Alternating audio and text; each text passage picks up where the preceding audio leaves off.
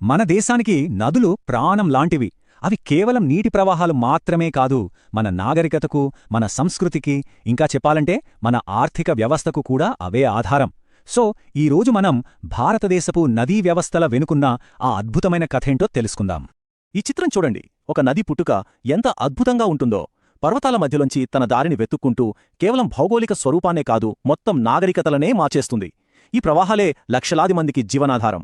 నదుల గురించి పూర్తిగా అర్థం చేసుకోవాలంటే మనకు ముందుగా డ్రైనేజ్ బేసిన్ అనే ఒక పదం గురించి తెలియాలి. వినడానికి కొంచెం టెక్నికల్గా అనిపించినా ఇది చాలా సింపుల్.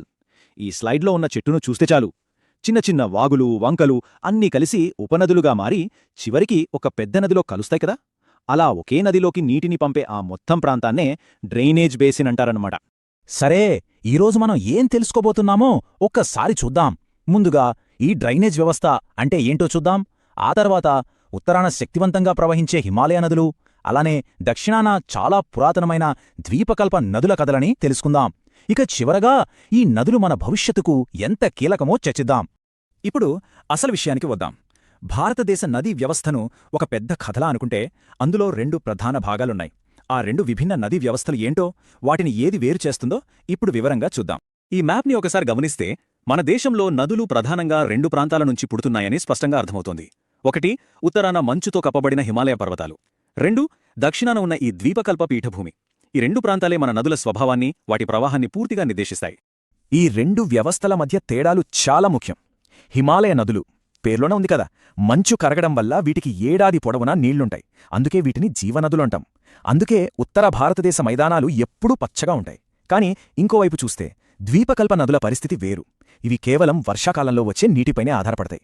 ఈ తేడా ఆయా ప్రాంతాల్లోని వ్యవసాయాన్ని, ప్రజల జీవన విధానాన్ని పూర్తిగా ప్రభావితం చేస్తుంది.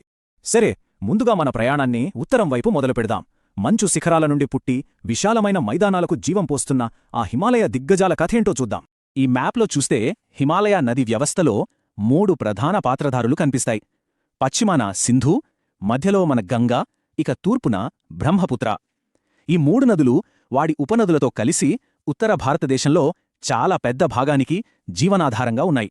సింధూ నది కథే ఒక పెద్ద సాహసయాత్రలాంటిది. ఇది టిబెట్లోని పవిత్ర మానసరోవరం దగ్గర పుడుతుంది. అక్కడ్నుంచి పడమరవైపు ప్రయాణించి లడఖ్లోని అందమైన లోతైన లోయలగుండా మన దేశంలోకి వస్తుంది. సుమారు 2900 కిలోమీటర్లు ప్రవహిస్తుంది.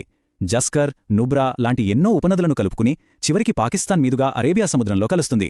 ఇక మన గంగానది ప్రయాణం చూద్దాం. గంగోత్రి హిమానీ నదంలో భాగీరథిగా మొదలవుతుంది.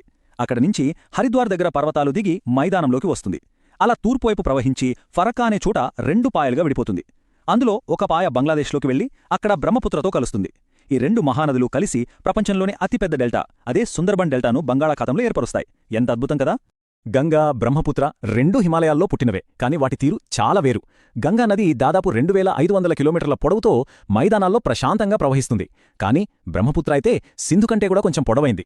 టిబెట్లో దీన్ని చాంగ్పో అని పిలుస్తారు.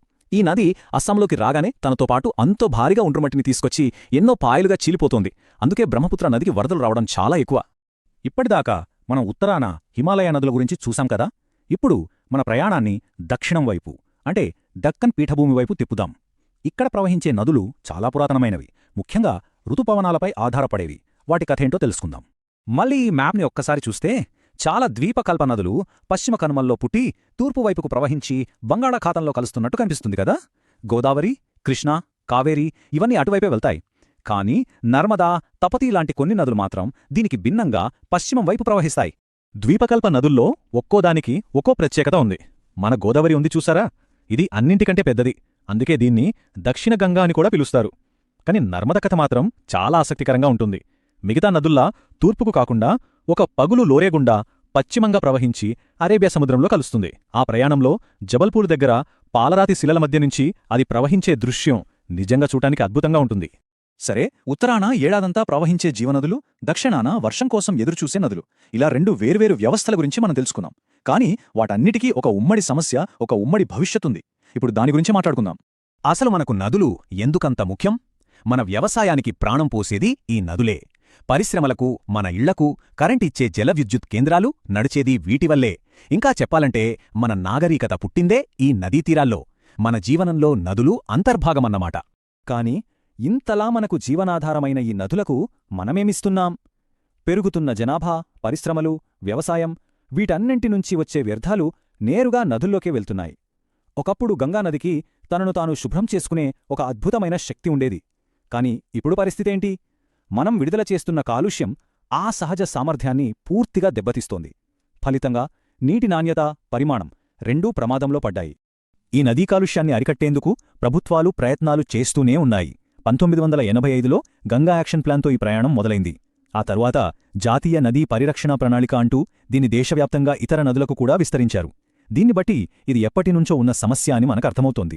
మనకు జీవాన్ని ఇచ్చే నదికి మనం తిరిగి ఏమిస్తున్నాం? వాటిని కాపాడుకోవడం మనందరి బాధ్యత కాదా? ఈ ప్రశ్న గురించి ఒక్కసారి ఆలోచిద్దాం.